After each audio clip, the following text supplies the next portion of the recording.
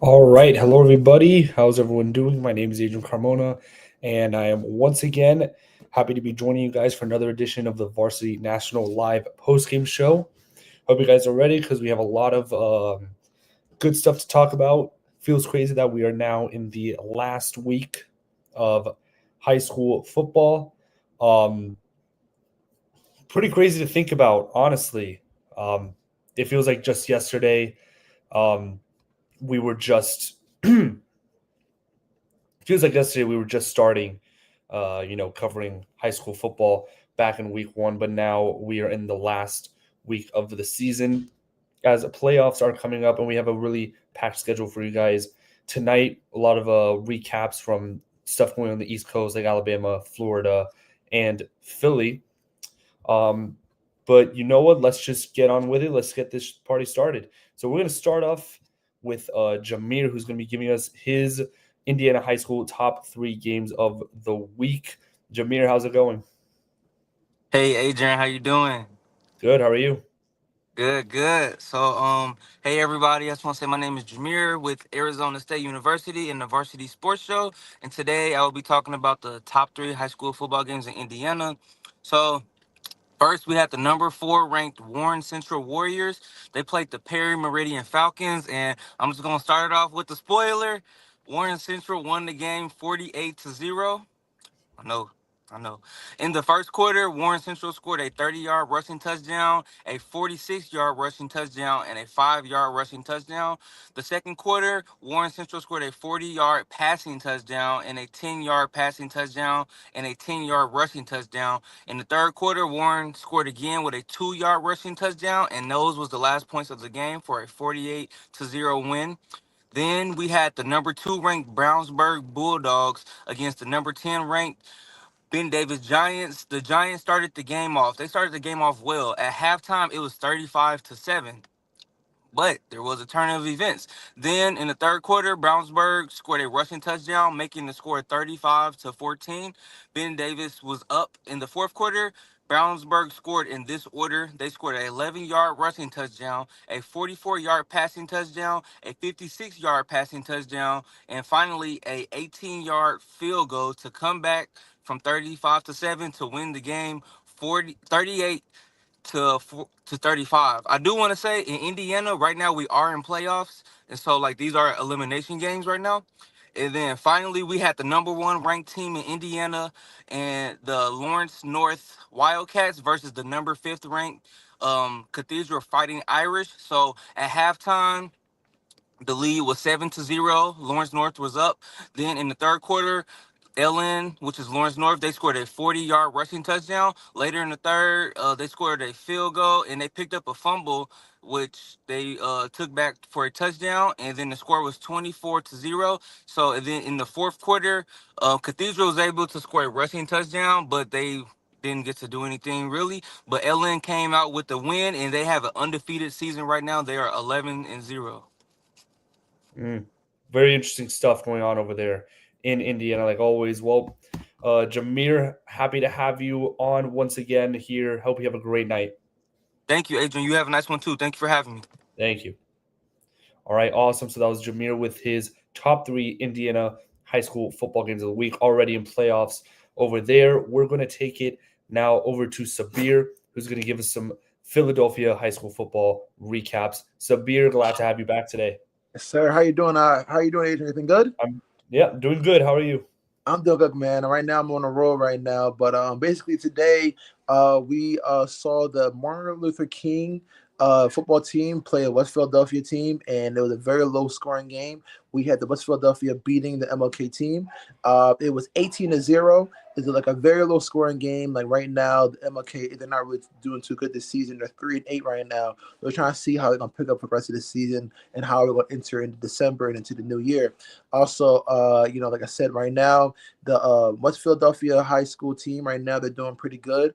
And they score only one touchdown in the first quarter, nothing in the second, but something in the third, and then to finish it off, they had 18-0. So we're going to continue to keep it on and see how these kids go with the weeks coming and everything like that. Yes, sir. Yep. Yep. Awesome. Awesome. Glad to have you back tonight, I appreciate Sabir. Hope you have a great night. it. Yes, sir. You too. Have a good one. You too. All right, so that was Sabir with his Philadelphia high school football recap. Glad to have him back. And very interesting stuff, I do have to say, coming out of Florida high school football. So similar to Jameer's case when he was covering Indiana high school football, Florida is getting ready for playoffs right now. A lot of teams do not play this week because they're suiting up for playoff football, best time of the year. But we had some very interesting news come this week from Florida. The playoff brackets for each of the districts did come out already with the matchups of all the regions and the ranked teams. However, there was one ranked team from Miami that just got all of their wins forfeited from this season. That school I am talking about is Miami Central. Now, you're probably wondering, why in the world did they get all of their games forfeited this year? So Miami Central was 8-1 this year, one of the most dominant teams in their district and in the state in general. However, they just got all of their wins vacated because, and I will read this word from word, they had the use of an ineligible player throughout the season. Now, what does an ineligible player mean in this scenario? Well, an ineligible player means that they had an illegal fifth-year high school player playing for them. So this anonymous student athlete had entered the ninth grade year in 2020-2021 and entered the 2024-2025 school year as a fifth-year student, and yet he was allowed to play in 9 games, which violated the bylaw 951. The Florida High School Athletic Association decided in a unanimous decision to vacate all of their wins. Absolutely crazy stuff going on. I mean, Miami Central was such a good team this year. They only lost to number 7 Lakeland in their opening game of the year, and they won 8 games to end the season. You know, they beat great teams like American Heritage, Northwestern, and Norland before they closed their regular season last week. Absolutely insane stuff. Using a fifth-year high school student is pretty crazy. So Miami Central now is 0-9, and they dropped out of the playoff bracket because, a winless team is likely not to make the playoffs. I mean, I have no words, honestly. And there was a similar situation that happened later this year too. Norland in Miami as well.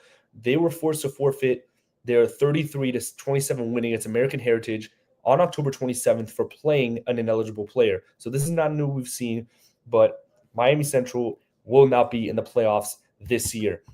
What's even crazier, I know it's crazy to say, what's even crazier is another school. This one is in Orlando, actually. One of the top high school football programs in general at the Class 1A level. This is called the First Academy in Orlando. They now have a playoff ban in both this year and next year in 2025. So you're probably wondering what could they have possibly done to get a 2-year postseason ban? Well, I'll explain now. So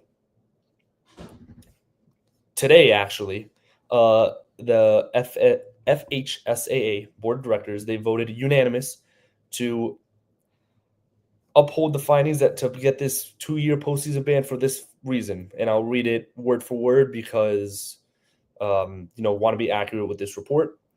So I'll give you the list. Allowing unenrolled players to compete for them during summer tournaments, offering ride-hailing services to players not yet enrolled, and reaching out to players unenrolled in their school. So with these violations that I am describing right now, this school, the First Academy, will be banned from playoff football for not only this year, but next year also. So some crazy stuff going on. The Orlando Sentinel reported this, and they also got their wins forfeited this season. The First Academy tried to appeal the decision, but the Florida High School Athletics Association stood their ground and upheld this decision. The Royals, this team, they were they had won 6 consecutive games to start the season. Were 9-1 heading to the playoff selection. They would have been one of the top seeds in Class 1A. And they were actually ranked as the number 51 team in the state across all classifications. Besides the playoff ban, the school was ordered to pay $36,000 in fines, and their assistant coach, Stephen Moffett, was banned from coaching until October 31st, 2025. Whether these sanctions are upheld remains to be seen.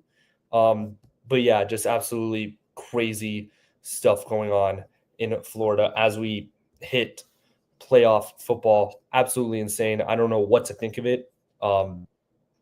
Just absolutely insane. But the playoff rankings did drop in Florida football. I'll just quickly go through some of the top matchups as we wait for our guests for the rest of the night. So 7A, number 1 seed Lake Mary. Region 2 and 7A, top teams. Venice, 1 seed. Plant City at the 2 seed. Region 3, Palm Beach Central takes number 1. Region 4, Columbus and Miami gets the number 1 seed after their dominant season. Miami Palmetto. Also at the number 2 seed in Boca Raton at number 3. Class 6A, Nice gets the 1 seed. Buchholz in Gainesville, where I reside right now, they take the 2 seed. It was a great season from them. They get rewarded with that 2 seed in Class 6A Region 1. As I just skim through this, Class 5A has some good matchups. Lakeland at the number 1 seed. Manatee in Region 3, they take the number 1 seed. Region 4, you've got St. Thomas Aquinas at the 2 seed. Number 1 is Atlantic. Heritage gets the 5 seed. They're playing against number 4 seed Miramar. That should be a matchup to look out for. Other than that, let's see here. American Heritage in Region 4 of Class 4A. They're the number 1 seed. They're taking on number 8 Jensen Beach. Plantation at the number 3 seed. Miami Norland takes that 2 seed. Class 3A, this is a very interesting district over there at 3A, because this is the one that Miami Central was forfeited from this year. I'm so shocked at that news, but Miami Northwestern takes the first seed in Region 4 of that district. What a season it was for them, too. Cocoa actually is also the 8th seed in Region 2. 2 8 seeds actually going at it in Region 2, Lake Placid and Cocoa. That should be a great game as well. Booker T. Washington at number 1 in Region 4. That is no surprise there. Interesting, PK Young in Gainesville gets the number 7 seed in Class 1A Region 1. And those are just some of the matchups I think we're all very excited for.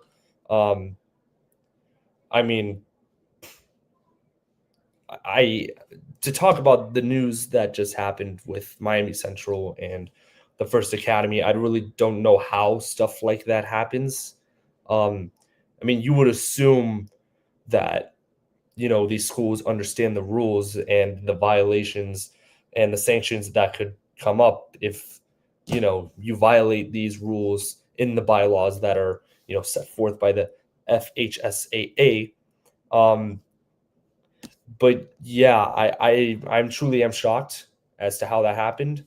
Don't really know what was going on with, First Academy clearly just seems to be some recruiting issues, but they got some hefty punishments with the, multiple $1,000 fine, and now they can't even make the playoffs for the next 2 years, and forfeiting all their wins. Miami Central becoming 0-9 with the snap of the finger, and missing out on this year's playoffs. They had such a good season too. It was going to be very interesting to see what they could have done by playoff time, because they had some really, really good wins this year.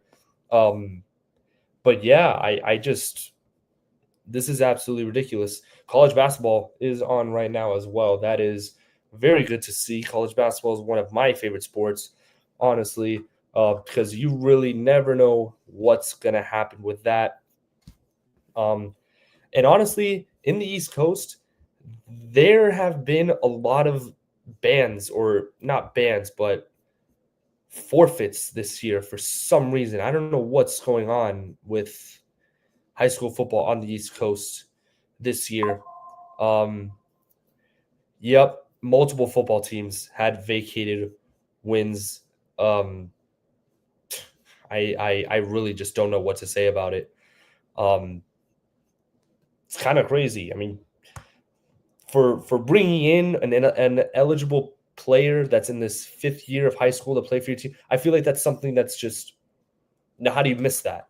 I mean, I don't know whether that's the fault of, the athletic staff for missing that. I don't know what, I mean, maybe there was, I'm kind of just yapping right now because I really just don't know how to, process that kind of news. I mean, an eligible player just seems like such a very silly mistake on the part of that athletic staff. But, nonetheless, it is what it is. When you violate those FHSAA bylaws, I mean, there's no coming back from that. You're not going to be able to appeal it. Nothing. As someone who lives in Florida and has seen violations before, there's just no way you're coming back from that.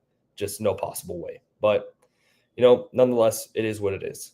Hopefully you guys tuned into our pregame show earlier. We had a lot of good games being previewed, and you guys should tune in to our postgame show for those games in Arizona. That will be live at 10 p.m. Mountain Time, and it will be 12 p.m. midnight Eastern Time because, daylight savings, always love to see it. But yeah, so that will do it for me for this edition of Varsity National Live. Can't believe we were at the end of the regular season. Playoffs are starting now, but that will be very interesting to see how a lot of these teams shake it up in the playoffs. But with that, my name is Adrian Carmona. I hope you guys have a really good night. Make sure to follow us on all of our social media. And I will be signing off now. Hope you guys have a fantastic rest of your night and a great weekend.